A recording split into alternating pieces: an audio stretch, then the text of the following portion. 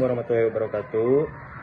Saya Ferdi Heldian Anwar, mahasiswa PJKR Universitas Surya Kencana tingkat 4, akan menjawab soal UTS dari mata pelajaran filsafat olahraga.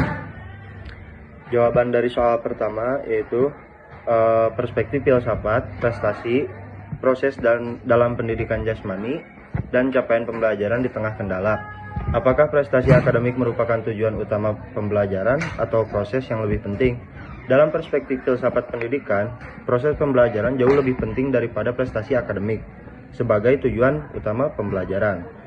Menurut John Dewey Pragmatisme, dalam Demonstrasi and Education tahun 1916 menekankan bahwa pendidikan adalah pengalaman rekonstruksi di mana pembelajaran bukan sekedar pencapaian skor atau medali, melainkan pembentukan karakter melalui aktivitas fisik yang bermakna. Aristoteles Eudaimonia melihat pembelajaran sebagai bagian dari arete atau keunggulan holistik, di mana proses membangun kebiasaan baik eksis lebih esensial daripada hasil akhir. Prestasi akademik, misalnya nilai rapor pembelajaran, bersifat instrumental dan eksternal. Sementara proses intrinsik membentuk telos atau tujuan akhir manusia sebagai makhluk bergerak atau zoom kinekon. Analisis capaian pembelajaran lulusan atau CPL di tengah kendala COVID, perubahan kurikulum, dan lain-lain. CPL PJ di kurikulum Merdeka Indonesia menargetkan kompetensi seperti motorik halus atau kasar, kesehatan fisik, dan nilai sosial Kemendikbud 2022. Namun, kendala seperti pandemi COVID-19, pembelajaran daring 2020 hingga 2022, transisi kurikulum 2013 ke Merdeka 2022 sekarang, dan isu fasilitas minim menimbulkan ketidaksesuaian. Analisis mendalam, kendala dampak pada CPL, solusi filosofis pada COVID daring, kurang aktivitas fisik nyata, CPL motorik menurun 30 hingga 40% menurut studi UNESCO 2021. Tahun proses terganggu, prestasi jadi formalitas. The Way, adaptasi pengalaman virtual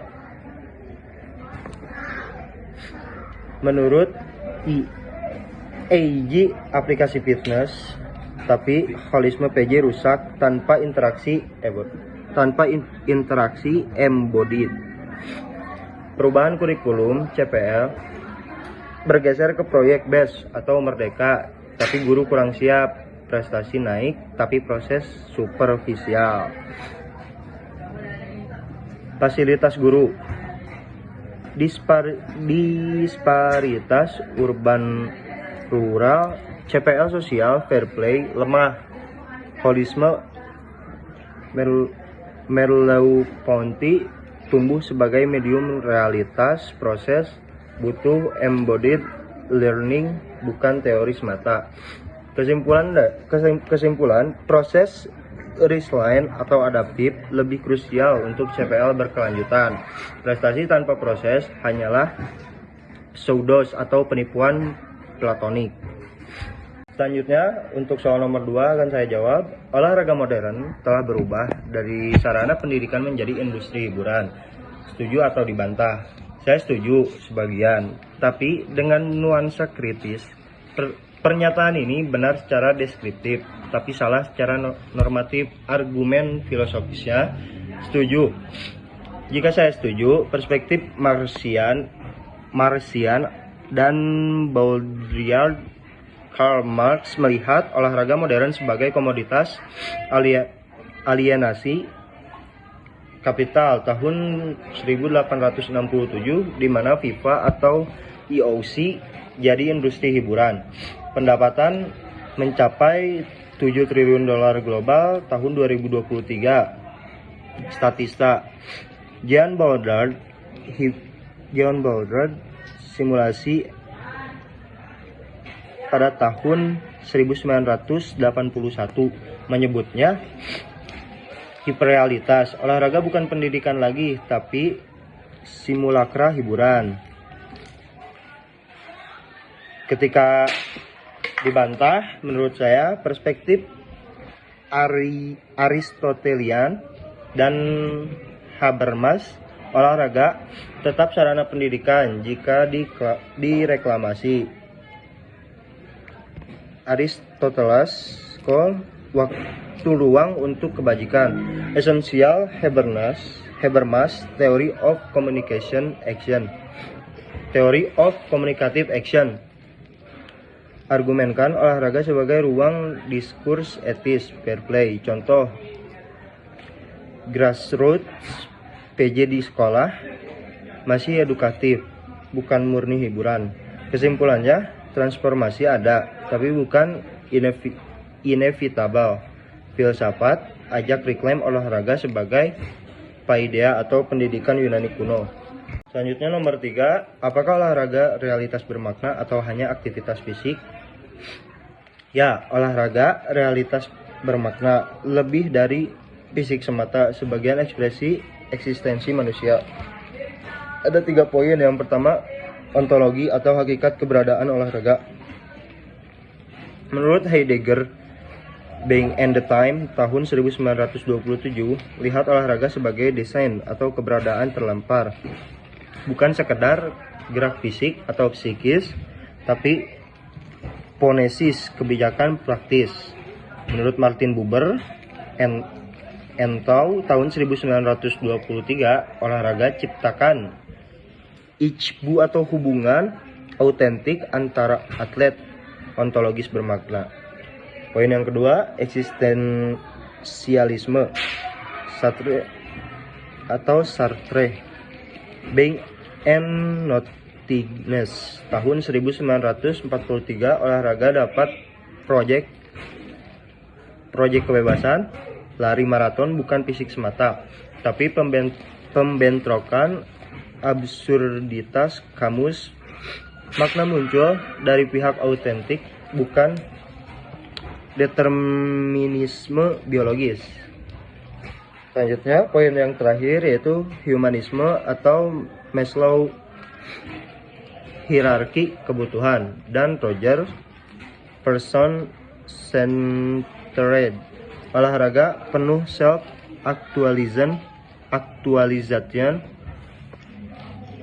nilai intrinsik atau flow Mihal berbuat bermakna.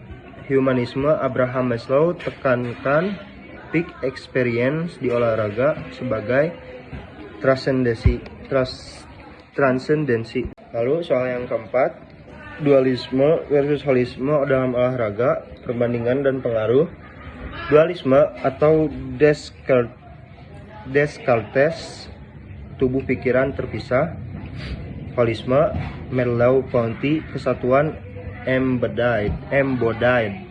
Dualisme pisahkan res kogistan, pikiran, dan res extensa, tubuh. Holisme lihat tubuh sebagai medium kesadaran. Aspek dualisme, holisme, pengaruh. Metode pelatih, fokus mental terpisah. Visual, hipotesis, tubuh sebagai mesin.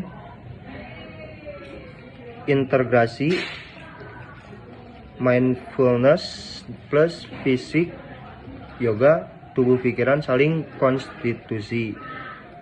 Dualisme efisien tapi burnout, cedera psikis. Holisme berkelanjutan. Menurut AG, mindfulness atlet olimpiade. Lalu poin yang kedua, pendekatan PJ, teori dulu, praktik kemudian. Experience learning, menurut Dewey, embodied cognition. Dualisme prestasi tinggi tapi holistik rendah. Holisme kreativitas dan kesehatan mental.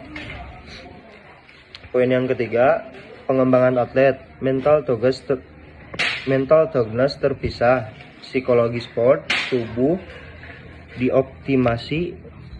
Farmakologis, perkembangan diri utuh, karakter dan fisik. Dualisme sukses jangka pendek, holisme resilience jangka panjang.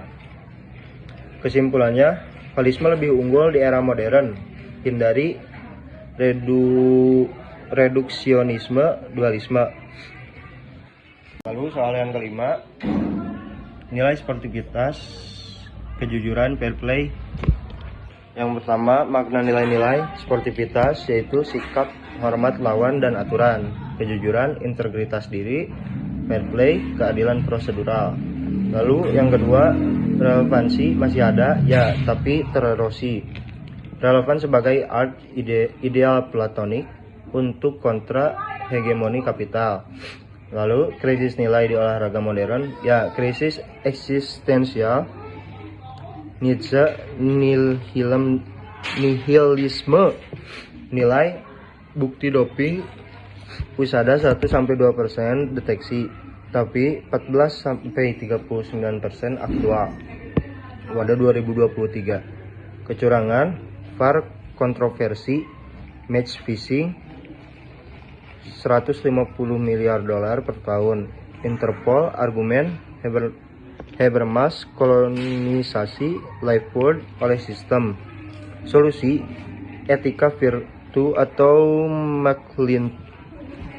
McIntyre reclaim, nilai intrinsik tanpa intervensi olahraga jadi homo economicus semata. Mungkin sekian jawaban dari saya. Terima kasih. Assalamualaikum warahmatullahi wabarakatuh.